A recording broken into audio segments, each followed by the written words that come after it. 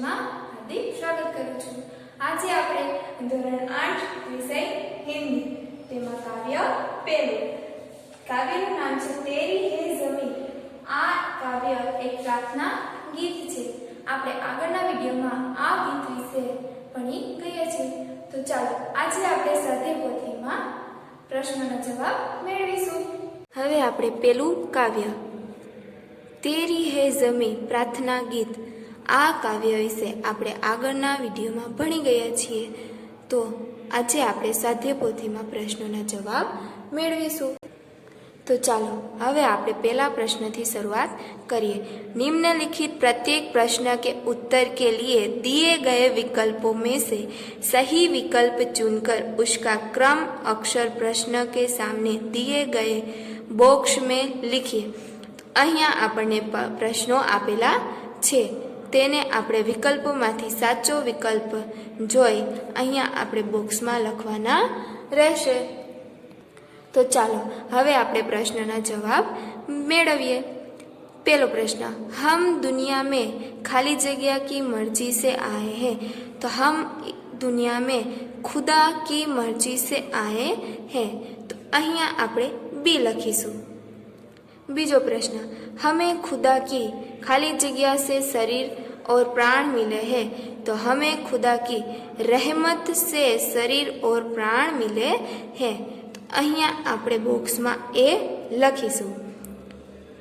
ત્રીજું, कवि चाहता है कि खुदा हम सब पर अपनी खाली जगह रखे।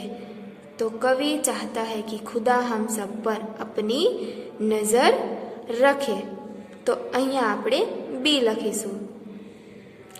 खुदा चाहे तो हर खाली जगह को टाल सकता। तो खुदा चाहे तो आफत को टाल सकता है। અહીંયા આપણે બી લખીશું। તો હવે આપણે વિકલ્પોના જવાબ જોયા। તો હવે આપણે આગળ પ્રશ્ન જોઈએ। પ્રશ્ન નંબર 2, कोष्टक में से उचित शब्द चुनकर रिक्त स्थानों की पूर्ति कीजिए। અહીંયા આપણને કોષ્ટકમાં શબ્દો આપેલા છે અને અહીંયા ખાલી જગ્યા આપેલી છે। તો આ શબ્દોના આધારે આપણે ખાલી જગ્યા પૂરી। તો ચાલો હવે આપણે પ્રશ્ન જોઈએ। પ્રશ્ન નંબર 1, तू है बड़ा खाली जगह तू बख्शिश कर। तू है बड़ा मेहरबान तू बख्शिश कर। હવે બીજો પ્રશ્न, हम किस हाल में है इसकी तुम खाली जगह रखना। हम किस हाल में है इसकी तुम खबर रखना। तू चाहे तो हमें खाली जगह रखे। तू चाहे तो हमें रखे। तेरे आगे झुका के सर हम खड़े हैं। અહીંયા આપણે ખાલી જગ્યામાં સર। હવે આપણે ખાલી જગ્યા અને વિકલ્પોના પ્રશ્નો મેળવી ગયા। તો હવે આપણે આગળનો પ્રશ્ન प्रश्न नंबर 3, सही वाक्यांश चुनकर विधानों को पूर्ण कीजिए। तो અહીંયા આપણને વાક્યાંશ એટલે કે વાક્ય આપેલ છે તો તેના આધારે આપણે આ વાક્ય પૂરું કરીશું। ईश्वर हमारे गुनाहों को माफ कर देता है क्योंकि वह बड़ा मेहरबान એટલે કે દયાલુ है। તો અહીંયા આપણે વાક્યાંશમાંથી वह बड़ा मेहरबान એટલે કે દયાલુ है તે વાક્યાંશ અહીંયા આપણે લખ્યું। તો હવે આપણે આગળનો પ્રશ્ન જોઈએ। હવે આપણે બીજો પ્રશ્ન, हम ईश्वर के सामने सिर झुकाकर खड़े हैं क्योंकि ऐसा न करने पर वह हमें सजा देगा। वह सर्वशक्तिमान है। हमें ऐसा करना सिखाया गया है। तो वह सर्वशक्तिमान है। हम ईश्वर के सामने सिर झुकाकर खड़े हैं क्योंकि वह सर्वशक्तिमान है। અહીંયા આપણે વાક્યાંશ પૂર્ણ કર્યું।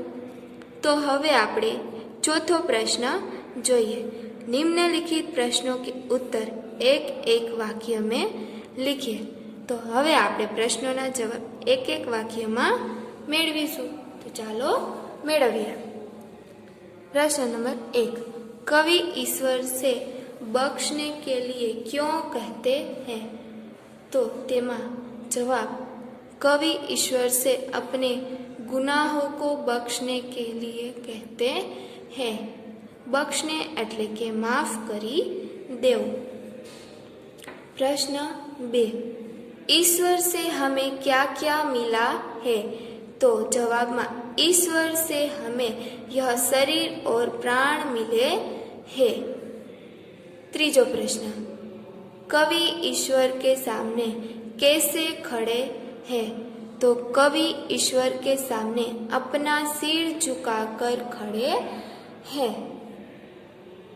चौथो प्रश्न, ईश्वर का आफत को क्यों टाल सकता है? तो ईश्वर हर आफत को टाल सकता है क्योंकि वह सबसे बड़ी ताकत वाला है। तो हवे आपणे एक एक वाक्यना प्रश्नोना जवाब मेळव्या। तो आगळ आपणे प्रश्नो जोईए। प्रश्न नंबर 5, निम्नलिखित प्रश्नों के उत्तर 2-3 वाक्यों में लिखिए। अहींया आपणने प्रश्नोना जवाब 2-3 वाक्योमां लखवाना रहेशे। तो चालो तेनो जवाब आपणे मेळवीए। तो प्रश्न 1, कवि ने किसे मालिक कहा है? क्यों? तो कवि ने ईश्वर को मालिक कहा है क्योंकि वह धरती और आकाश उसी के है, उसी ने यह सारी दुनिया बनाई है। इसीलिए कवि ने ईश्वर को मालिक कहा है क्योंकि धरती और आकाश उसी के है और वह सारी दुनिया बनाई है। हवे आपणे प्रश्न 2, आप भगवान से क्या प्रार्थना करते हैं? तो हम भगवान से यह प्रार्थना करते हैं कि वे लोगों पर अपनी कृपा दृष्टि बनाए रखें। लोग किस हालत में है इसकी वे हमेशा खबर लेते रहे। तो आप भगवान से क्या प्रार्थना करते? तो हम यह प्रार्थना करते हैं। तेनो प्रश्नનો जवाब આપણે મેળવી ગયા। प्रश्न नंबर 3, भिन्न भिन्न धर्म के लोग प्रार्थना करने के लिए कहाँ कहाँ जाते हैं? आ प्रश्नનો जवाब जोईए। प्रत्येक धर्म के लोग अपने अपने पूजा स्थानों में प्रार्थना करने के लिए जाते हैं। हिंदू मंदिर में, मुसलमान मस्जिद में, ईसाई चर्च में, सिख गुरुद्वारा में और फारसी अग्यारी में प्रार्थना करने के लिए जाते हैं। अहींया आपणे आ एक एक वाक्य अने 2-3 वाक्यमां प्रश्नोना जवाब मेळवी गया। तो हवे आपणे आगळना विडियोमां आगळना प्रश्नोना जवाब मेळवीशुं।